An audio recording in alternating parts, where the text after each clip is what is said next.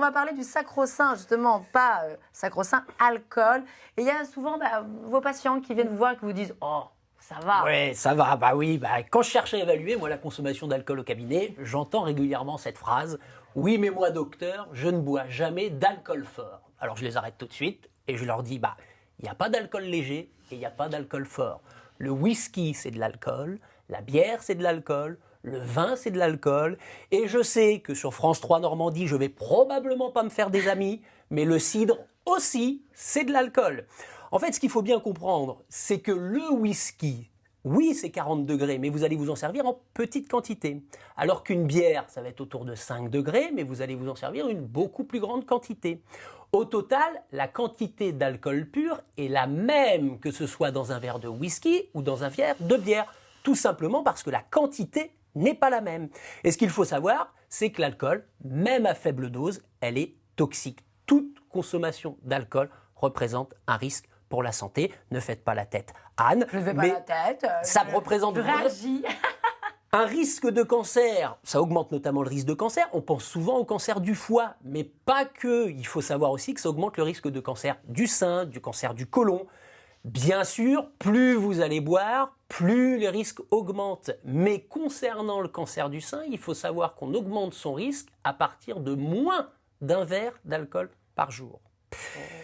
Les autres problèmes avec l'alcool, une consommation d'alcool régulière augmente le risque d'hypertension, augmente également le risque de surpoids. Pour tous ceux qui sont préoccupés par leur poids, commencez déjà à réduire, voire arrêter l'alcool. Vous verrez, vous perdrez facilement du poids. Je me note de ne plus jamais vous inviter à mes soirées, Pascal. Mais avec plaisir.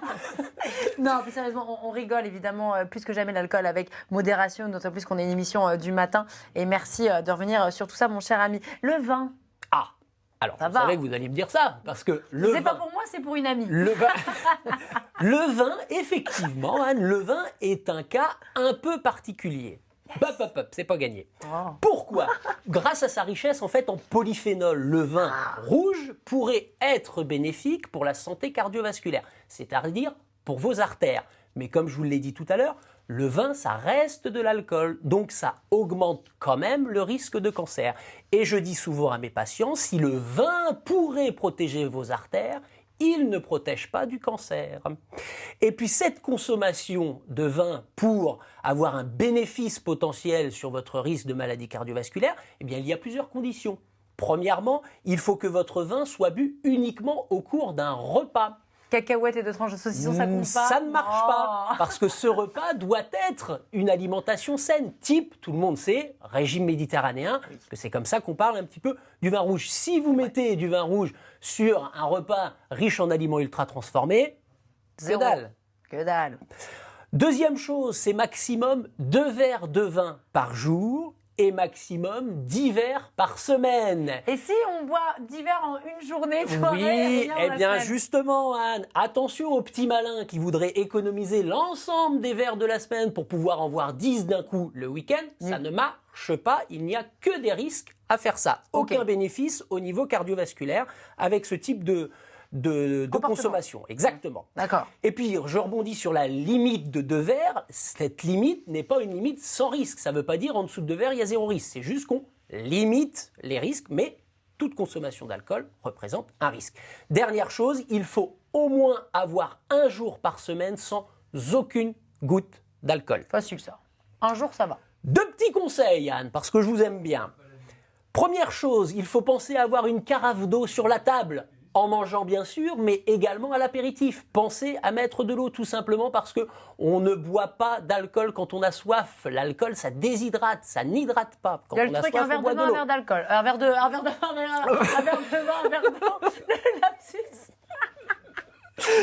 Et deuxième chose, je vous conseille de boire l'alcool dans de petits verres. Regardez ces 3 verres que vous allez voir là.